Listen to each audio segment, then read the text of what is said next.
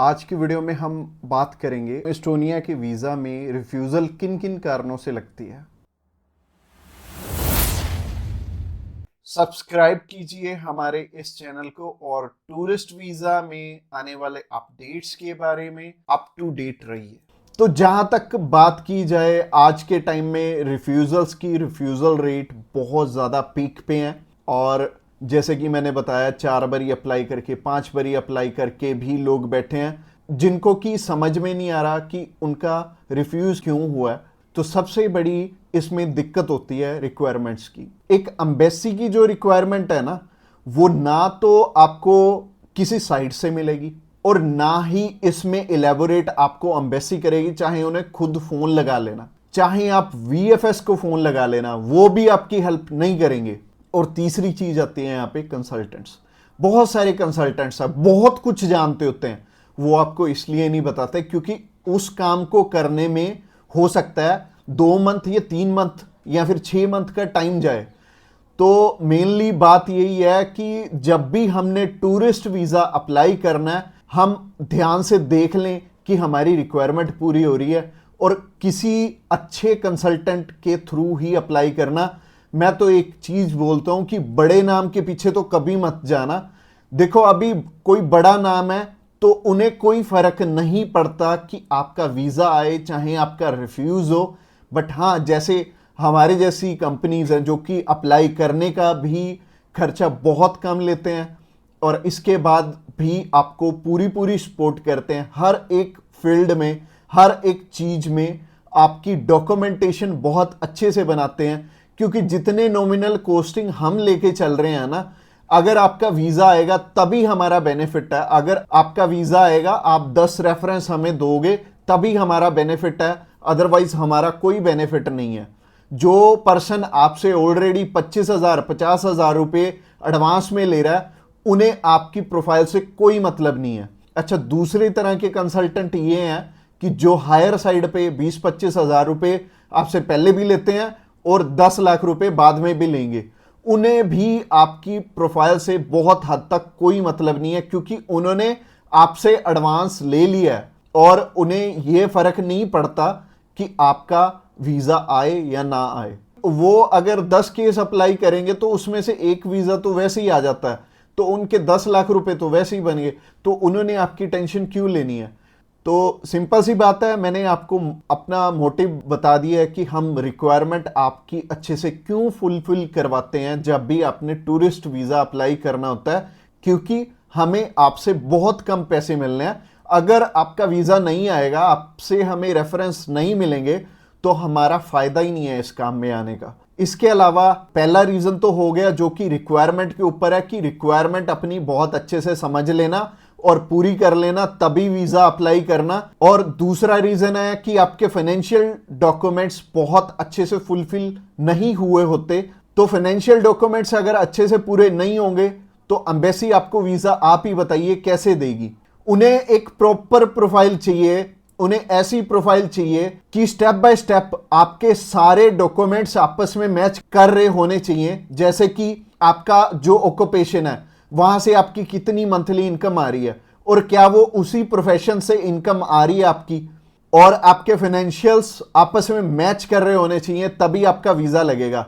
तो अगर आपको नहीं पता है कि आपके फाइनेंशियल मैच कर रहे हैं या नहीं कर रहे, तो आप क्या कर सकते हैं, आप अभी हमें कॉल कर सकते हैं। आप जान सकते हैं कि आपके फाइनेंशियल अच्छे से मीट कैसे होंगे। और कॉल तो आप इस वीडियो के एंड में ही हमें करना, क्योंकि आगे जो रीजन है वो भी बहुत स्ट्रॉन्ग रीजन है कि आपका वीजा इन इन कारणों से भी हो सकता है। प्रोफाइल का तो मैंने आपको बता दिया कि आप हमें कॉल कर लेना। इसके अलावा जो तीसरा सबसे बड़ा रीजन है वो है कि आपके यहां पे इंडिया में टाई स्ट्रॉन्ग ना होने, यानी कि इंडिया में आपका कोई ऐसा रीजन नहीं है कि आप वापस लौट के आओ। जैसे कि मैरिड है अगर कोई, तो उनकी वाइफ उनका रीजन बनती है वापस आने का, और अगर कोई अनमैरिड है उसको थोड़ी सी प्रॉब्लम ही आती है। बट इसका भी सोल्यूशन है कि आप बेटर है, अगर आप 20-21 साल के हो, 22 साल के हो, तो बाहर जाने के लिए मैरिज तो करोगे नहीं, तो कर क्या सकते हो, आप अपनी मम्मी या फिर अपने पापा में से किसी एक जने को अपने साथ में अप्लाई करवा लो। इससे क्या होगा कि अगर मम्मी आपके साथ जा रही हैं, आपका नहीं है वापस आने का स्ट्रॉन्ग रीजन, बट उनका बन गया, तो उनके चक्कर में आपका भी वीजा आ जाने वाला है। तो आप कर कह सकते हो या फिर मम्मी या फिर पापा को अपने साथ में अप्लाई करवा लो, तो ज्यादा अच्छा रहेगा, आपका भी टाई स्ट्रॉन्ग हो जाएगा।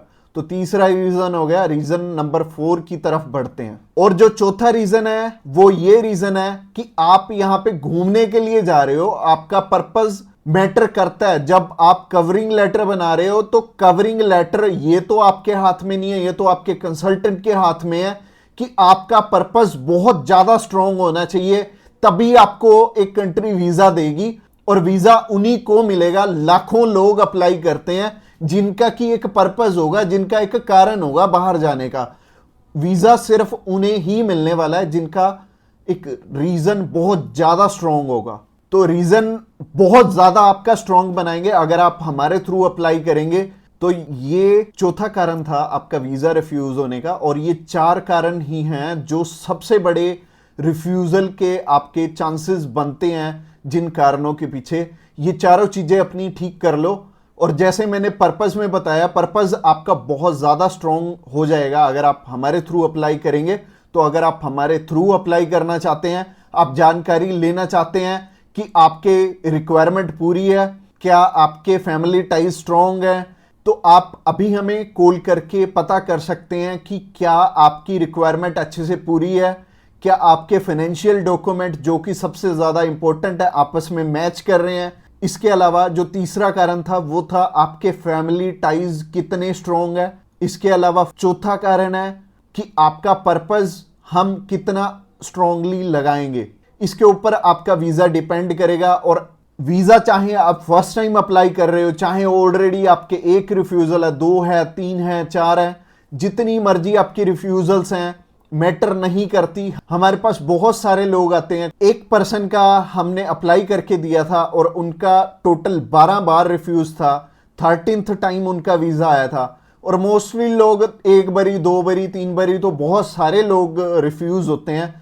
कई लोग तो 4-4, 5-5, 6-6 बार रिफ्यूज होते हैं। इवन उन्हें यह नहीं पता लगता कि हम करें तो करें क्या।